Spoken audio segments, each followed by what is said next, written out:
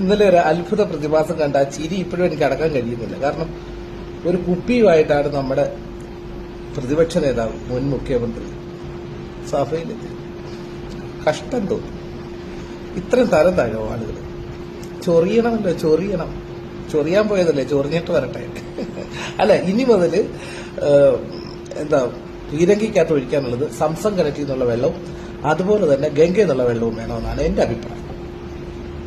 കാരണം പുണ്യകർമ്മത്തിന് വരുന്നവരല്ലേ. എന്തായാലും mass dialogue തന്നെ നമ്മുടെ ആഭ്യന്തരമന്ത്രി പറഞ്ഞിട്ടുണ്ട്.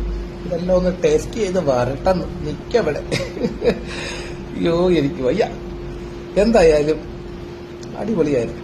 ഇവന്മാരൊപ്പിട്ട് അവന്മാര് സഹിച്ച് അവന്മാര് പോയി ആര് പോയാലും വഴി കിടക്കുന്ന പിള്ളേർക്കാണ് കുഴപ്പം. എന്തായാലും നമുക്ക് മുഖ്യമന്ത്രിയോടൊന്ന് ചോദിക്കാം.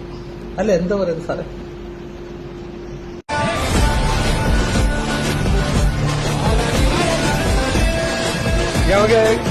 പറഞ്ഞിട്ടുണ്ടെങ്കിൽ അത് പറഞ്ഞിട്ടുണ്ടല്ലോ.